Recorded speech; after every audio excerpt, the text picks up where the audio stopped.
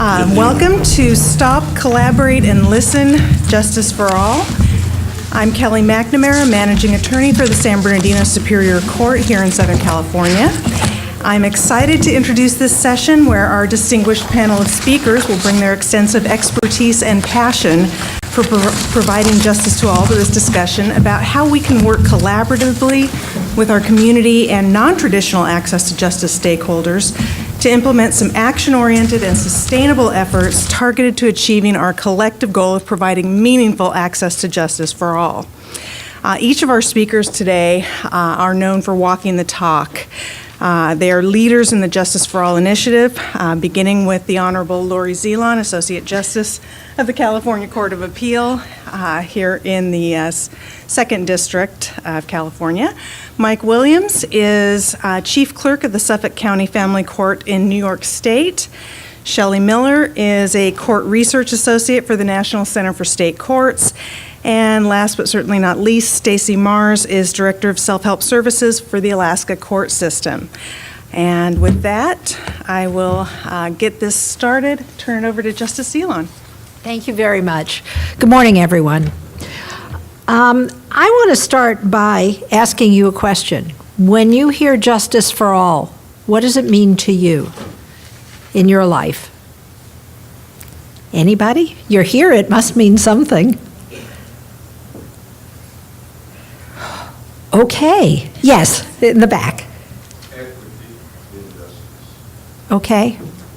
Anybody else? Yes. Fairness. Okay. Yes. Accessibility. Okay, accessibility. So we've heard equity, fairness, and accessibility. Any other words anybody wants to put on the table? Yes, ma'am. Equality. Okay, so we're all on the same page. Justice for All is really, as a project, is something that got started and grew out of a resolution that was passed in 2015 at the annual meeting of the of COSCA and CCJ. It came out of the Access, Fairness, and Public Trust Committee.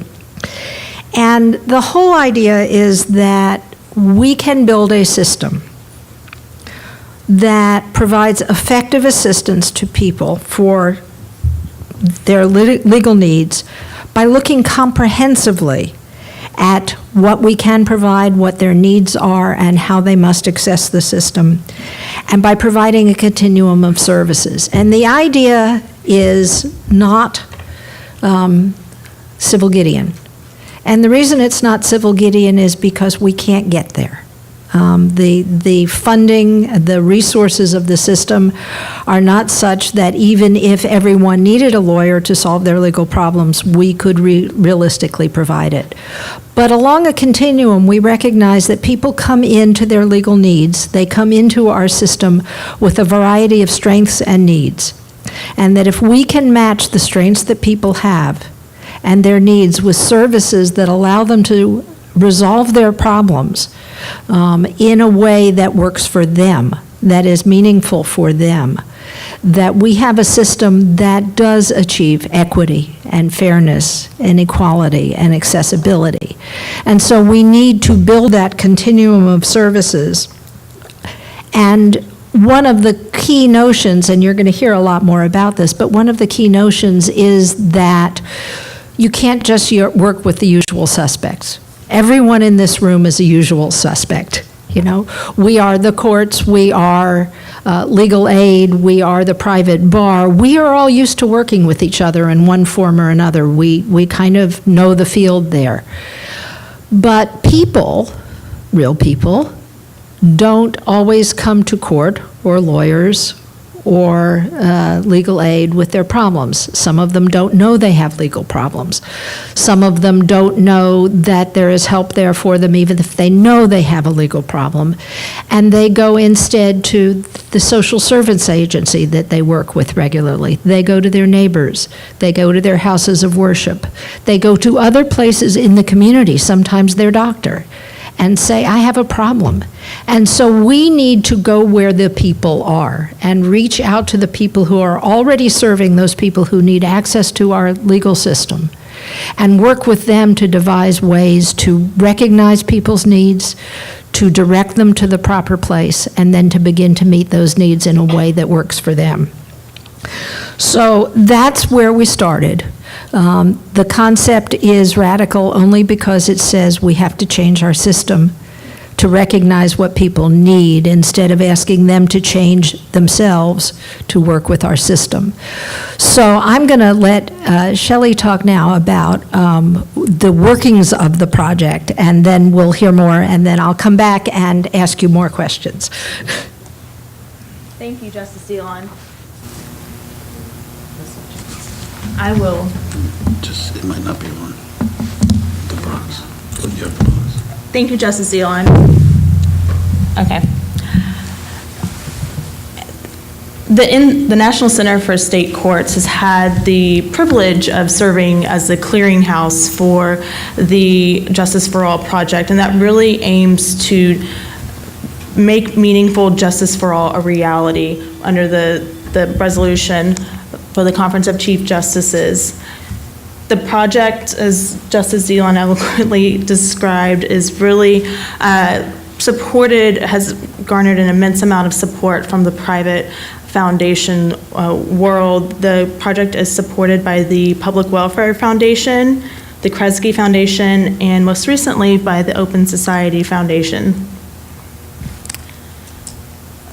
The project itself consists of really three main phases and pillars for achieving and moving forward on the 100% access to justice for all.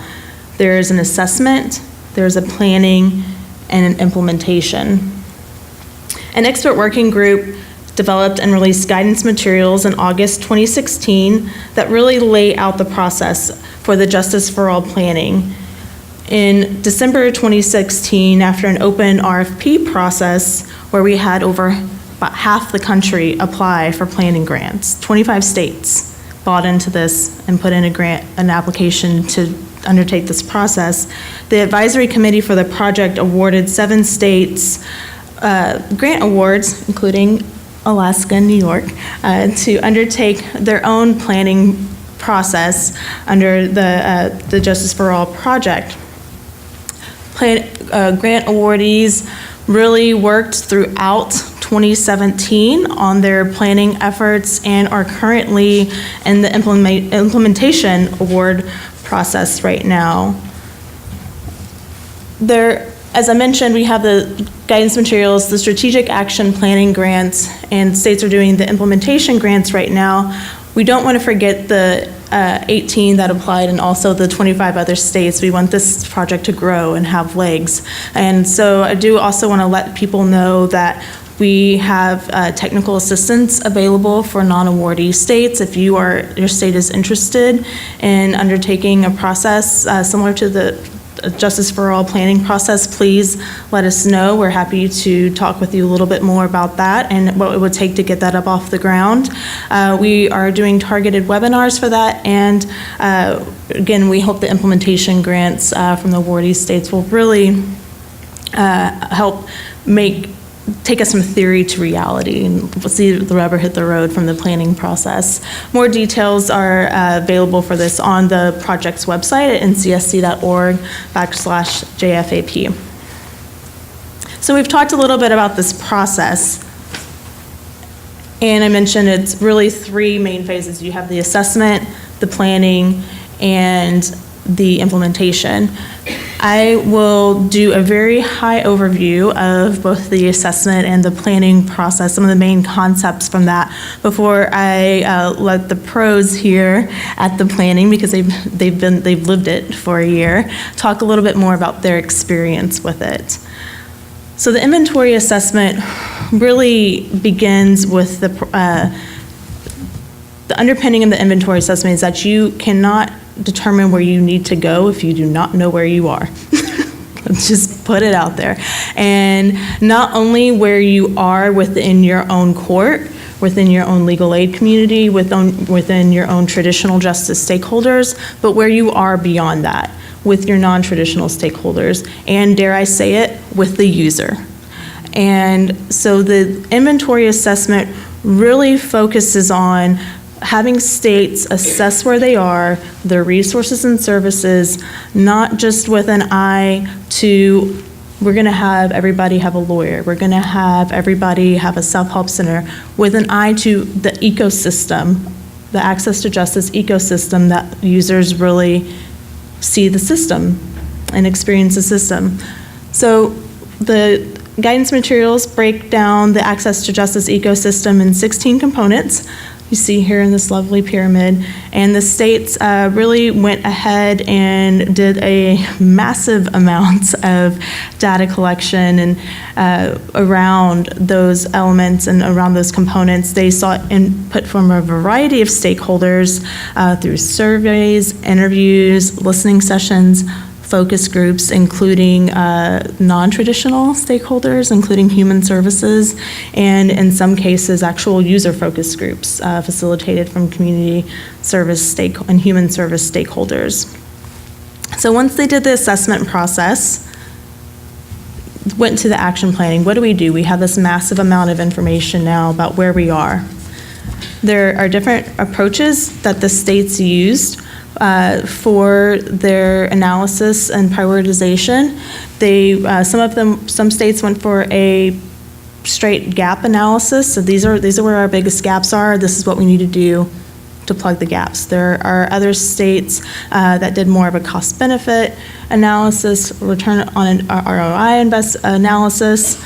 We understand that every state is going to have to approach the analysis and the gap and closing the gaps based on their own particular needs and political situation, structural organization, however they need to attack it that's best for them. But these are just a little bit of these are a few of the concepts that we have seen. And then from this prioritization that the states did, they then developed action steps and are pitching pilot projects that will have also an evaluation component in them. But now that I have given you a very, very, very brief overview of some of the key concepts of the assessment and planning and the guidance materials and the state action, I will go ahead and turn it over to Stacy and Mike to tell you what it's like to live that.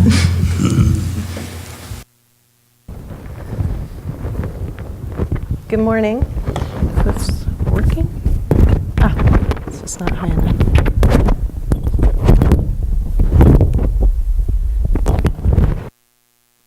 Well, I'm delighted to be here in sunny Southern California from Alaska. It's a real treat for me.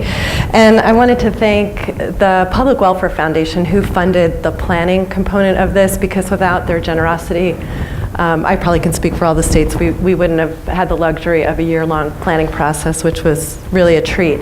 And also I wanted to thank the National Center for State Courts for administering this process and for all the guidance along the way. So I'm going to share with you a little bit about what we did in Alaska, and I'm happy to talk further after because it's just going to be really brief.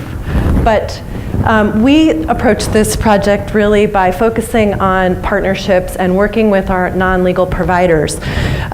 We started out by convening a multi-sectoral steering committee that was largely comprised of non-legal providers. So we really kind of looked across the state and worked with social service providers, medical providers, information providers, and legal providers. And this was a departure for the court committees that I usually am involved with that are very, oh, is that my hair hitting something? Oh, I'm sorry.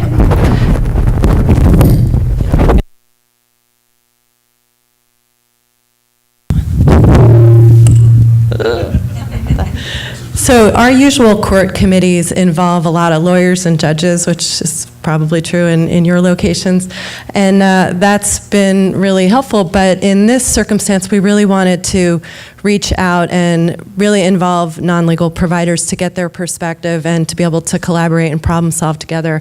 And so our steering committee was comprised of organizations that are involved with homelessness, housing, substance abuse, reentry programs, faith-based social service delivery, refugee services. We worked also with legal aid programs, lawyers, as well as our bar association. But that was a really important first step, was convening a steering committee to help with the governance of this project that was multi-sectoral and had a lot of non-legal representation. The project as we defined it in the beginning had three kind of main phases. And the first, after we convened our committee, was to define justice. Because as Justice Zeland talked about, how do people define justice? And that varies. And we really wanted to define it in the broadest, most holistic sense possible. So most people think about justice issues, about getting a legal issue to a courthouse.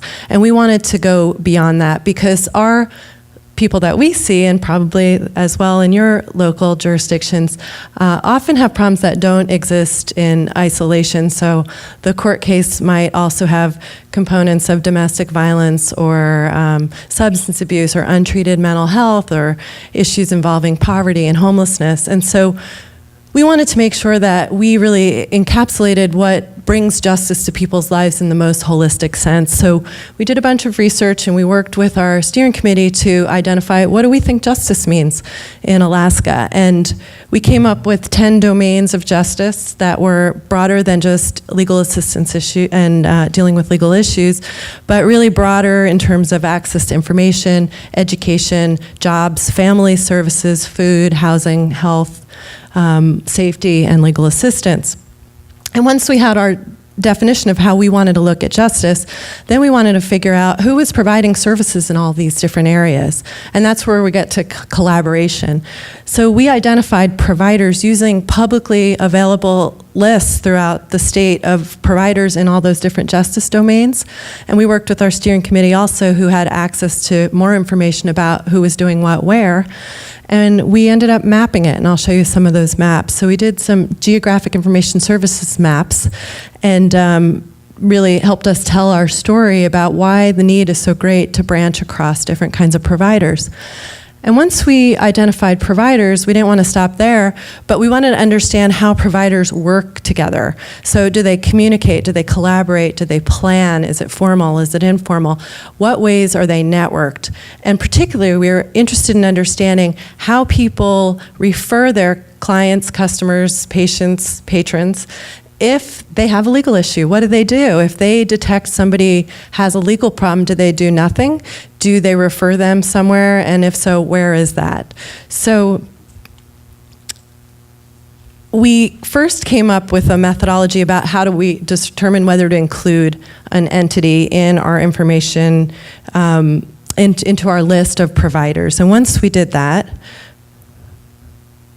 we categorized providers into 4 areas. So they're legal, which are our traditional legal infrastructure of lawyers, legal aid programs, nonprofit legal providers, courts, public defenders, we included in there as well. And then we looked into social services, so our domestic violence programs, our homeless programs, our alcohol and drug treatment programs, job centers, social workers. And then our third category was medical providers. So that's hospitals, public health nurses, community health aides, clinic workers, behavioral health. And then finally, our information service providers. So libraries, public libraries, either standalone or in K-12 schools, tribal and municipal governments, public safety, police departments, post offices, fire departments. And then we mapped them. So these are just a couple screen grabs from our GIS maps, but our top left, which is probably hard to see in the back, but you can trust me when I tell you that we mapped our courts, our legal aid locations, and our lawyer locations by zip code, and they're actually very small, geographically concentrated locations. So they don't span the whole state. Then when we added different layers in, so on the top right we have our social service providers, and they're by location. The map gets a bit more dense, and then we really start to see it fill out when we add in our medical service providers on the bottom left. Because Alaska has a really robust service of tribal health care delivery, and almost every village in the state, no matter how small, has a village health clinic. And so that really rounds out our medical providers. And then finally, we added a layer of information service providers. So everywhere there's libraries, law enforcement, municipal government, and it gets quite a bit more dense. So if you look at the top left where we barely have anything, where our legal infrastructure is, and then you look at it when we layer up our maps, you really can extend the reach of services if you use other kinds of providers as extenders for information and referrals. You may have different things in your communities than we have in our communities, but I guarantee you have a lot of resources in your various communities when you start broadening the kind of providers that you're willing to work with. And then finally, I mentioned we did some social network analysis. So we sent all the providers that we mapped a survey, and some of their communities we actually visited and met with them. But once we surveyed them, we got their responses about whom they're working with, what kind of relationships they have with different providers, and we mapped that with this social network analysis, which is usually done in a sociological context, and we kind of brought it into the legal world. But this is a screenshot of the responses to where do you refer people to when they have a legal problem. And these are mostly our legal entities within the state, including the court system and the self-help programs. And legal aid is the biggest circle over here on the left, but that shows they get the most referrals around the state from the various providers. Up here in the top left is a constellation of blue dots, and those are the responses that say we don't make legal referrals. So that's going to be one of the first places that we're targeting to try to make sure that they understand where it's appropriate to make legal referrals. So those are the phases of the project, and then the plan actually to move forward is to use this information and to bridge across providers and work with our non-legal providers across the state to teach them how to do legal checkups so that when somebody's coming to see them for whatever need they may have, and if they present with a legal problem or the provider asks them questions that might be helped with legal referral or information or going to the self-help center websites or the various things, then that's our main goal, is to get the providers connected with tools so that they can then make appropriate referrals and information. We have all of this information online. If you are interested, you can go to the Alaska Court System's website and look for the Justice for All links, and you can play with our maps, our social network analysis. But I'm happy to answer any questions when we have time later about our approach. But it's been a really interesting and great process working across providers, and I hope that in your communities you can take advantage of some of the resources that are already there to work with.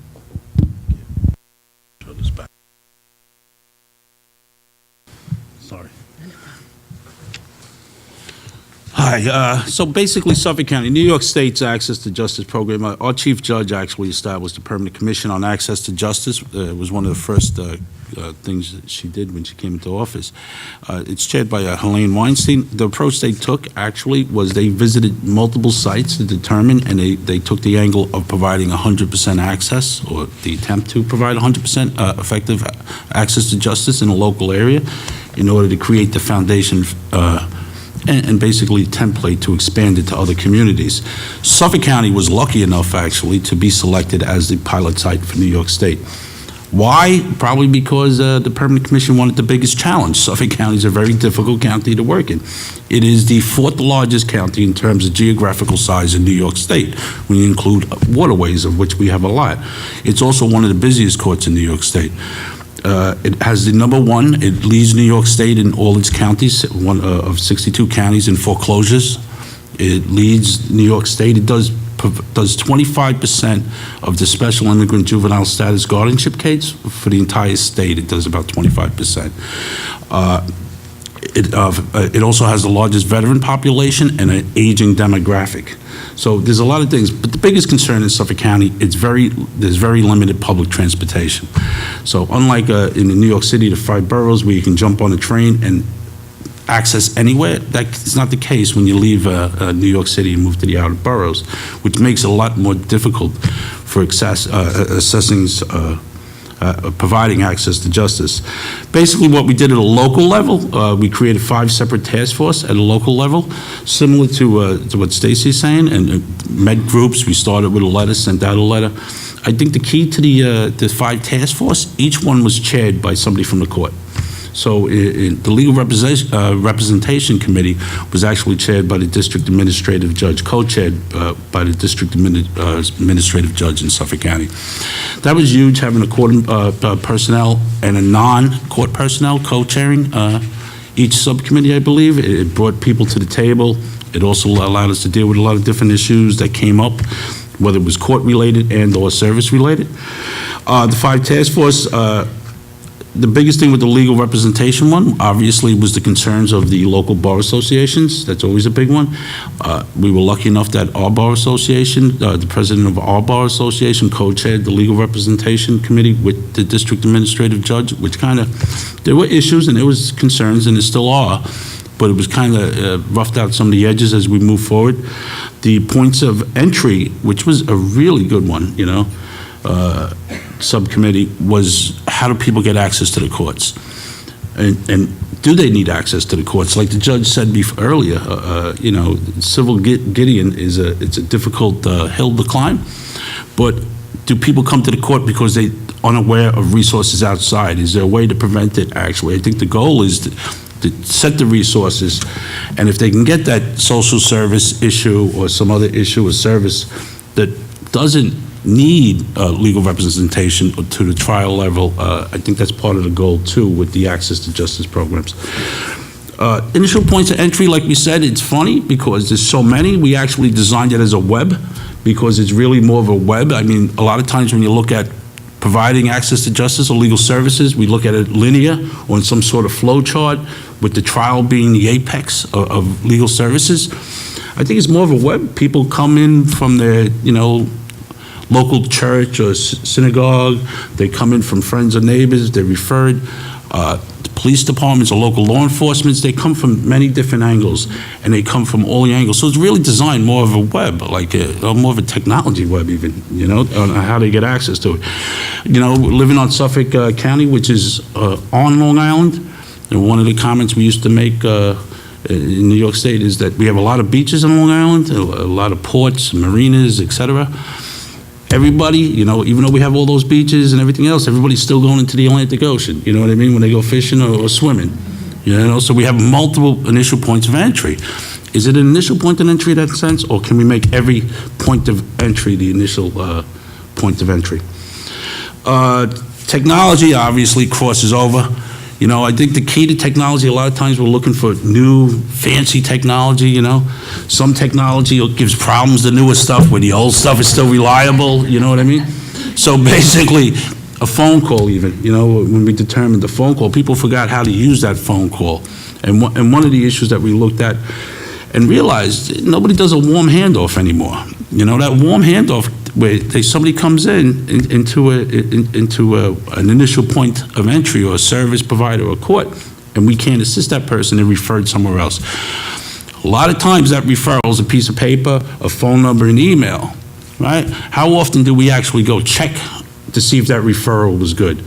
How often does the place that received that referral contact the referring organization, which is quite often a court, and say, you know, you're sending people, we couldn't take care of 25% of the people you sent because we're full, we don't provide that services, our grant funding changed, etc. You know, I mean, I compare it to the old commercial that how many licks does it take to get to the center of the Tootsie Roll Pop, remember? I mean, the same thing is for that access to justice we look at. So the initial points of service is something that we really need to look at. But tech crosses over all categories. It is obviously a primary component. Messaging, getting the word out is key. I mean, I think the messaging subcommittee, as it expands, is really more important to bring in the county executive, governmental agencies, which we're part of our messaging committee. And then the accessibility. Again, in a county like Suffolk County with no limited transportation, you could have all the services in the world, but if you cannot get there, what is the point, right? If it takes you 3 hours, 3.5 hours to commute to a certain place to find that service. And again, this is where you may have gone through multiple layers already. But you got a child care issue, you're a single parent, you got to be home when that bus gets back, What is the point? When do people give up? How many people are giving up at that point in time? Access to justice, we had to make that more convenient, and that was the key to accessibility. It's not just, accessibility, a lot of people think it's language and elderly and mobility, just challenged folks. It's everybody. It's single parents with a kid in school. It's people that are working that can't afford to take a day off to get down to and spend a day or more in a courthouse or legal service provider. So we were trying to look at this angle. I love the resource mapping Stacy did. We also did some of those, not as extensive, but we also laid over it the public transportation routes of buses to all those areas, because you'll see legal services off where you need a car to get there. Not everybody has a car or can afford a car.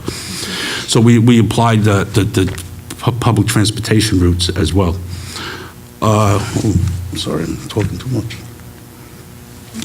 Access Justice Experience Process Outreach, like I said, the process outreach was initially was very large. Everybody came to the table, everybody talked. It was quite enlightening, actually.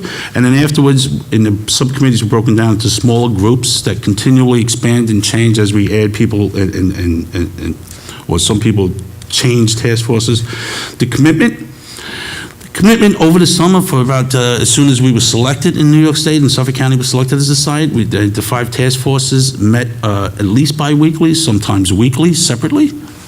And then that commitment alone, just to bring, the court employees is one thing, but when you're bringing bar association, legal service providers, directors of agencies and everything else into this thing where they're kind to meet, and some of them on multiple committees, subcommittees, once every week, once every 2 weeks, besides the larger group meetings, that's a big commitment. And lucky in Suffolk County, we were able to get that buy-in. Then determining the gap, we're always trying to determine the gap. I mean, the gap, as we know, is everybody comes in, everybody has an idea of the gap. I mean, sometimes the gap is accessibility to those services or the court. So we're still determining that. I mean, we look at it, obviously, there's some easy ones, language is one, depending on a nonprofit, because it's difficult for them, or it's expensive sometimes to have the full array of different languages, whereas the court system it's a little easier for. And sharing that, once we determine the gap, whether it's a service gap, a representation gap, and an access gap, we're looking to solve some of those. What we knew versus what we did not know. Well, what we learned was that we knew a lot less than we thought we did, and we learned a lot more than we didn't think we would. So that was the key. And the collaboration. I mean, this whole thing is about the collaboration. Collaboration, I like to say, I'm not smart enough to think outside the box, but I'm smart enough to think inside the box.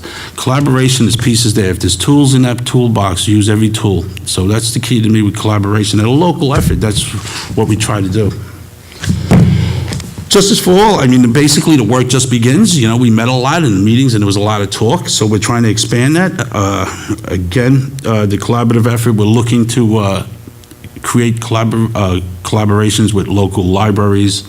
And we have one in particular we're going to look to start with, and bring all the resources to that local library, either in person or some sort of video, digital type of setup. Also a storefront, honestly.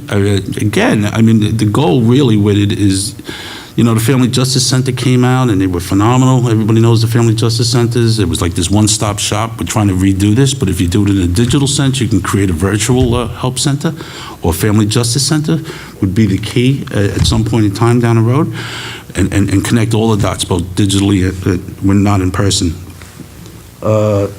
Data statistical standards, that's key. I mean, again, if we go back to the maps that Stacy created, that's key to know what your legal service providers are doing, where they're servicing, what neighborhoods, what zip codes, et cetera. Also, we have to create a standard when you do, especially as we collaborate, statistical reporting. We all have to be collecting the same information in the same manner in order to really be able to use that information the best way. Continue to develop relationships with all our organizations. We are doing that. We're trying to do that. New York State, we had a great collaborative effort with a domestic violence remote DV program, basically where anybody can access the court through a domestic violence agency or attorney from anywhere and any time in order to receive a temporary protective order. We're doing it out of precincts, et cetera. We're using technology because everybody videos for their first court appearance via Skype. The sheriff's included that they receive a secure email from our case management system, all the papers to be served on the other party, even if it's an exclusion, et cetera. We're trying to do that. Again, when you go digital, a phone call can be as simple. Instead of that referral, it doesn't have to be a video conference room. It'd be nice that if somebody walks into a law library or a help center and they're being referred to a legal service provider, having a small little whisper booth or a conference room area where they can actually video in with that person. Again, a lot of times I work in a family court. You know, people come in with the most intimate secrets all the time, telling us the intimate secrets. If they have to say that several times each step of the way on each referral, it's really not an efficient way. So we want to develop those digital relationships, even if that's a warm handoff, making a call saying, we have this person, will this person be able to come over? Will you be able to help this person if they come today? We used to do that years ago. You know, they used to make that call wherever you went. If a doctor couldn't treat you, they would say, let me call so-and-so, I'll send you over. We seem to move away from that. We need to bring it back. And monitor and maintain networks. And I'm just running late, I'm sorry. No. Okay, so, Absolutely. So where we are in the process, and I realized I didn't tell you what my role is other than to stand here.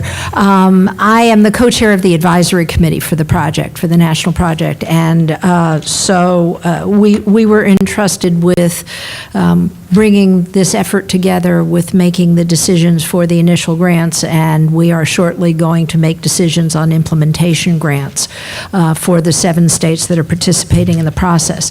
But one of the things we have done is looked at the plans that the states prepared and tried to extract some lessons that would be, that were common experiences from the states and that I think are very helpful as people think about moving forward with this process in their own states. This process is about change at its heart, and one of the primary lessons was that when you bring diverse participants together, when you look outside the people you usually work with, that creates a really robust opportunity for change, and that was something that was common to all of our 7 states. The second thing is Shelley said, you know, you don't know where you're going if you don't know where you are, but identifying gaps did something else for the states. It maps a direction forward, because once you see where your gaps are, it really has a dynamic of its own in carrying you forward to where you need to take steps. The third lesson is there's no one right way to do this.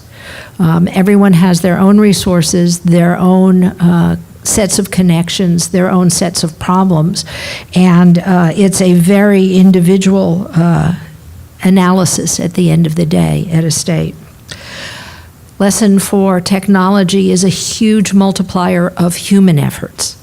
And Mike mentioned the warm handoff. We can't forget the human piece of this, especially since we are trying to focus on users here.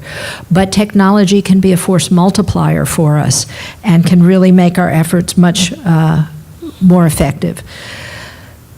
Governance. You have to have strong governance, commitment at all levels to keep this together, to pull it together, not just to rely on one player, but to really empower the people who are trying to move this effort forward and empower them not only to keep the process moving, but also to seek the funding and resources they need to continue to take the steps forward that have to be taken.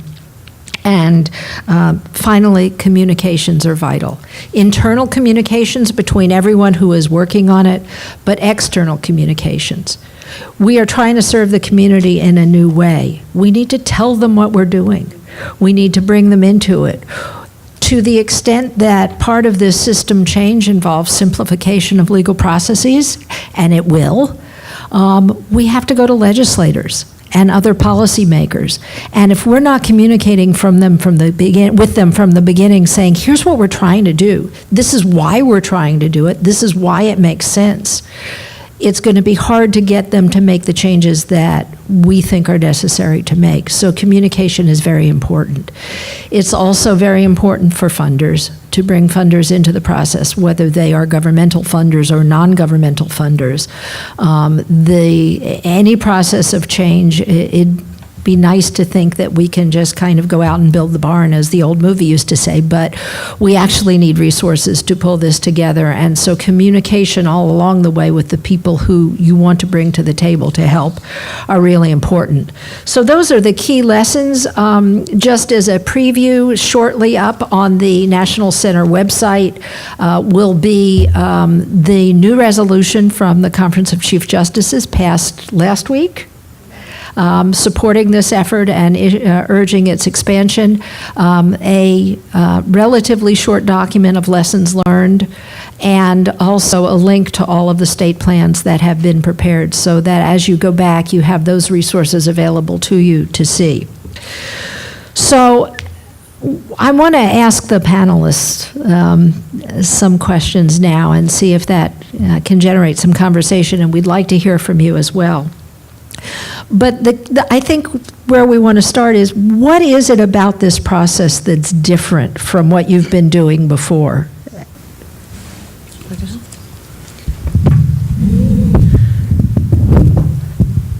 It was really luxurious to have a year planning process that was funded. I was able to hire temporary staff to be involved in this process, and that was, like I said, a luxury that we don't usually have, that we're doing 50 other things at the same time. So I had dedicated staff that was able to do this work, which was really fantastic. And then also engaging a multi-sectoral steering committee that was largely filled with non-legal providers was different and really fabulous, and really expanded the way we are looking at closing our justice gap in Alaska. And also, I just wanted to mention quickly the technology tools that we used in this project. We hadn't used GIS mapping before. The Self-Represented Litigation Network has a GIS specialist on staff, and that made that possible, and that was a really effective tool for us to tell our story. And then using social network analysis was also very different, and only with funding were we able to afford these things. Just for, at a local level, again, what we've seen, one, having that administrative support like the judge mentioned before. I mean, we had a permanent commission providing support and everything else. With the chief judge and buy-in from our district administrative judge was huge on everything, especially at the level they had. I mean, the permanent commission staff were there helping us along the way, organizing some of the meetings and helping. And then the global aspect of it. A lot of times we get pigeonholed into that little thing we look. If you're in a domestic violence court or a family court, you're dealing with the OP. But you're not looking at the housing issue possibly, or you're not looking at the health issue. This was globally, it was multidisciplinary. Usually projects you work on for your court and how that impacts, not knowing every other aspect going on with that person's life. And if services or matching services, because some service providers may provide a housing extension to the domestic violence courts. So that was the difference for us. Okay. So let me ask the $64,000 question, because we've talked about collaboration and working out to the non-usual partners and all of that. So what is the role of the courts and the court manager in this process, in making it work?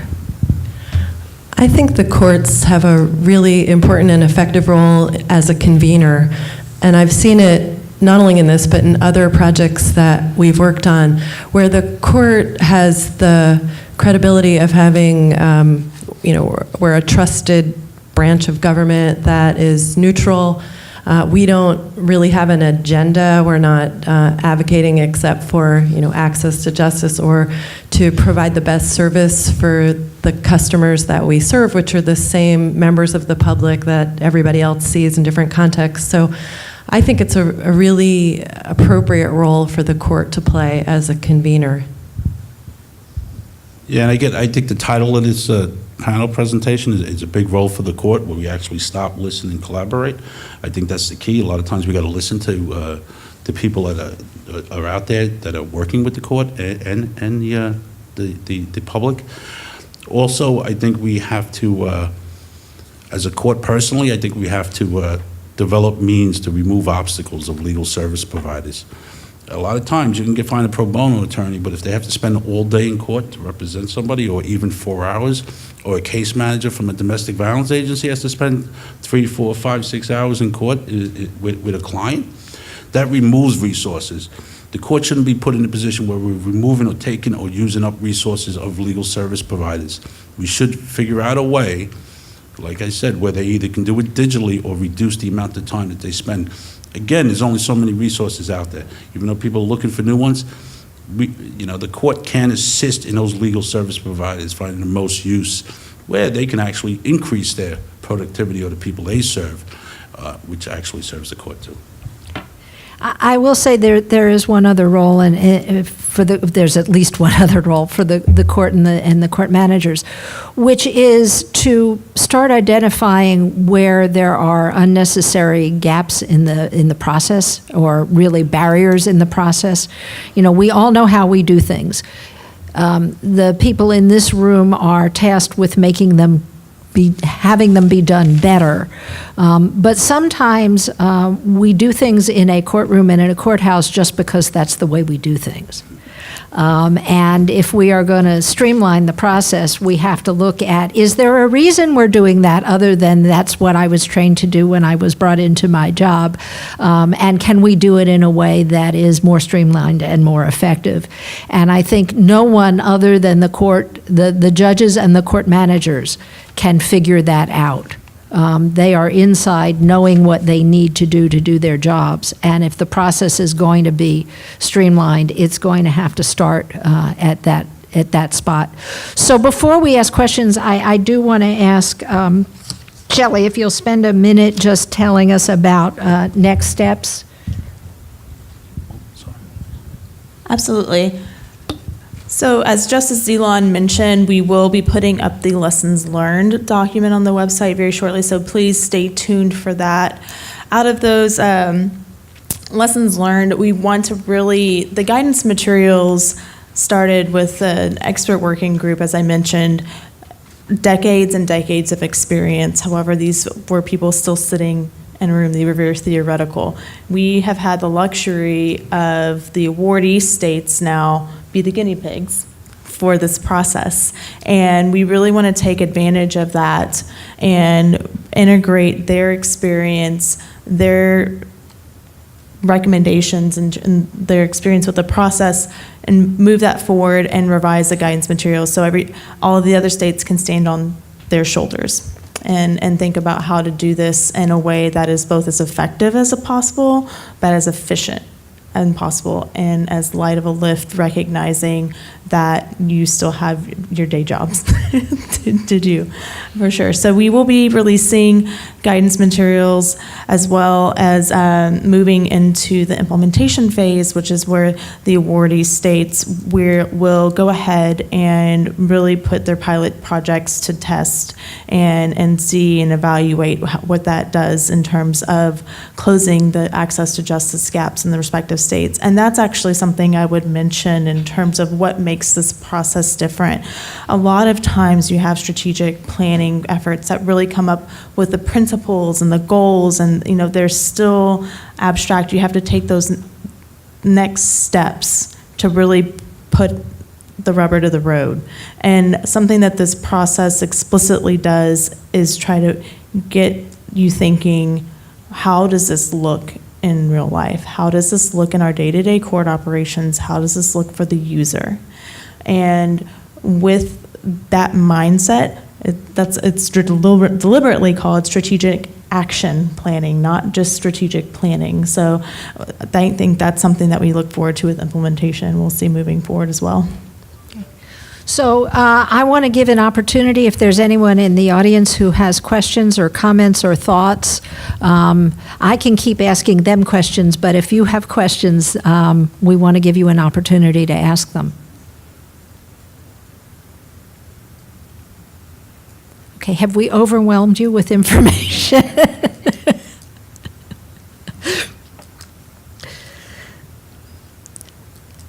Okay, well then, let me see if I can prompt something from the panel. So how do you explain to people who are not traditionally part of the justice system why they should work with you in this process?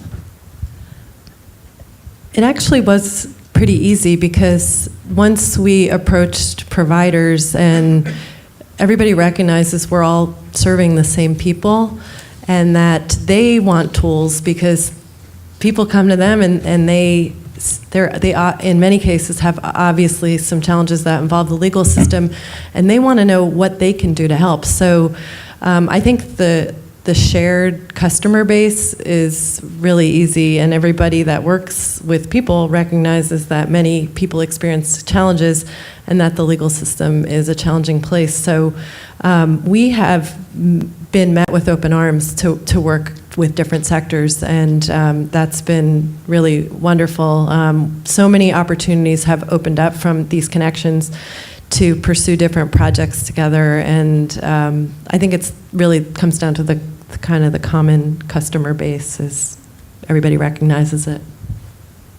Yeah, I agree. I mean, a lot of people, one of our funniest experiences was with the public transportation issue, that we had a citizen advocate actually have a seat at the table. There was even suggestions maybe we won't invite him to as many meetings because he was so helpful and he had so much information about the transit. I mean, he knew the time of every bus in every location when there was delays. So, I mean, a lot of these people weren't at the table before. So at that table, they bring a lot of information and they give us the perspective sometimes as the user.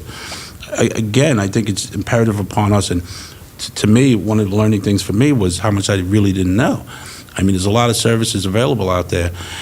And, you know, I'm a firm believer that if you play cards, you got to know every card in that deck, and you got to know how they relate to each other. And in some cases, we didn't, or I didn't at least, and that kind of, you know, made me say, I mean, this was an issue that I should have been doing prior to having a permanent commission come down and say, here, look, we're going to work on this at some point in time. But, you know, I mean, a lot of this stuff, a lot of the foundation can be done, even if you weren't a pilot site. You can start the foundation now just by having those meetings, or, you know, with your local groups and everything else, because it really was very informative to me. Mike, I want to direct this more at you because Alaska is kind of sui generis in terms of having to do things at a state level because there aren't that many local levels that are not villages or connected by roads. But much of what's in the guidance material has to do with uniformity around a state, you know, using statewide forms, using statewide materials, avoiding remaking the wheel all the time. But what you've been talking about has a lot to do with what's going on in your community and the fact that New York chose to go to a pilot location. So what's the interplay between the state and local as you see it? The interplay is huge. I mean, like they're helping us develop the template or the groundwork in order that everybody do it. We know it can't be a cookie cutter approach each time in each county. I mean, when you're dealing with, in New York State, everything's so different. Like New York City, it's really a tale of two cities, if not more, between you know, the city urban life and the rural life, because you can go to parts of upstate New York that are just, you know, amazing. I think it's the resources and the support that they're giving us at the state level.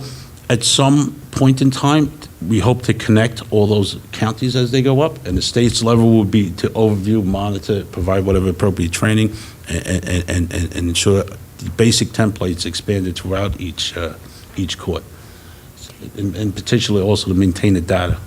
Okay. So, final question, at least from me, is court systems are used to setting their own priorities. You were involved in a process that brought non-court players into a priority-setting process. Did you find any resistance to a broader community involvement in prioritization? I mean, we found resistance a little bit, at least initially. We found some resistance, more concern or worry than resistance. People wanted to know what the plan was, what the goal was. I mean, that's the key. I mean, the key to these things are just little baby steps. And again, I think when you can show somebody that this isn't going to impact you, it's actually going to help you, you get a bigger buy-in. And the goal here is just to try to help everybody. I mean, we're going to help by improving that communication, like you mentioned earlier. It's going to actually have a positive impact among all players. And just the one thing I wanted to say too, attorneys have that same issue in a county like Suffolk County. You know, we got pilot courts and one court and a satellite court where they can go each other. County clerks in 50 miles away from the main court. Systems can be put in place to actually assist attorneys, advocates, agencies besides the network of court employees. And me personally, I mean, I believe in efficiency models, and basically, to me, access to justice can improve the efficiency not only for the court but for each agency, so including bar associations and individual lawyers. And I think that's the ultimate goal, is to show that how this can be efficient for everybody. We are really fortunate that we have support from the highest levels of our court system. So we're a unified court system. In our Supreme Court, we have 2 justices that co-chair our Access Justice Commission and have been hugely supportive of this project. And so I think that really helps with the culture from the top. So we have not had any kind of challenges where people are pushing back in any way. In fact, the more people that kind of find out about it, they want to get in on it. So it's really been breeding a lot of, I think, positive relationships and goodwill. So Here's what's going to happen next. We are going to be awarding implementation grants to grantee states in the next couple of months. And we have applications. It won't surprise you that the amount asked for in the applications exceeds the amount we have to give. Nobody's ever made a grant before. But what we will be doing is keeping the information flow going so that people who are not in grantee states have access to not just the theoretical piece of this, not just the planning piece of this, but how it translates into actual projects that put boots on the ground to make this work go forward. The evaluation has been a very important part of this from the beginning, and so we will continue to evaluate the effectiveness of efforts. Our goal as an advisory committee working with the National Center is to provide information flow to all of the states, whether they are now engaged in this process or not, so that other states can engage in the process with the benefit of the work that's already been done. So I urge you really to stay tuned, keep checking in with the site.